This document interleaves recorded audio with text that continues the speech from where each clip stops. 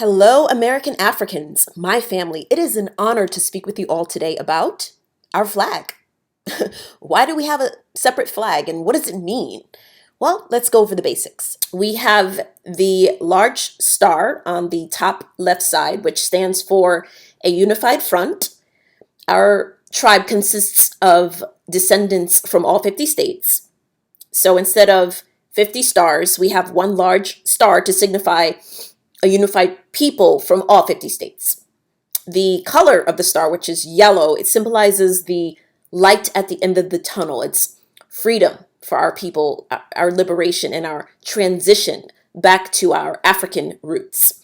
The green rectangle represents our land that will be returned back to us. It also represents the financial payout that is owed to us.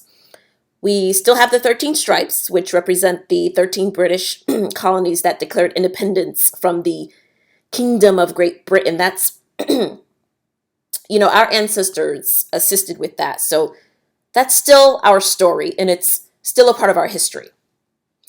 However, the white stripes on our flag are black instead of white. So the color black represents the color of our skin. The red stripes personifies the red blood our ancestors spilt, building on and building up this land, our homeland. Now, this is not to be confused with the motherland, which is the continent of Africa, specifically for us, West Africa. Our homeland is here in the United States of America, and we originate from the motherland, which is the continent of Africa, specifically West Africa. So these are two distinct different places, just to make that clear. But as you can see, our colors are red, black, green, and yellow, which represents our break from the European structure into the African structure.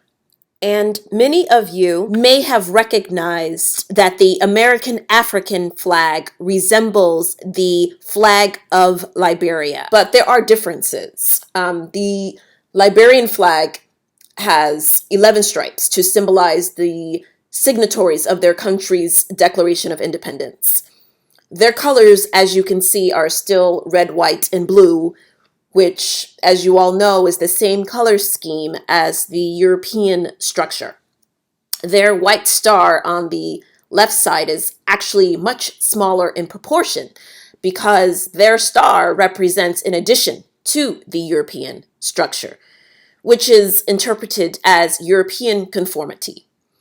There are distinct differences between the flag of Liberia and the American African flag. For those of you who are unfamiliar with how flags are designed, very often than not, different flags have similar designs depending on the country of origin or the relation to another country. So they may have similar designs, be it in color scheme, symbols, shapes, etc. So it's fairly common. It's a fairly common way in which flags are designed. But I wanted to clarify that just in case there was any confusion about the similarity. Obviously, I kept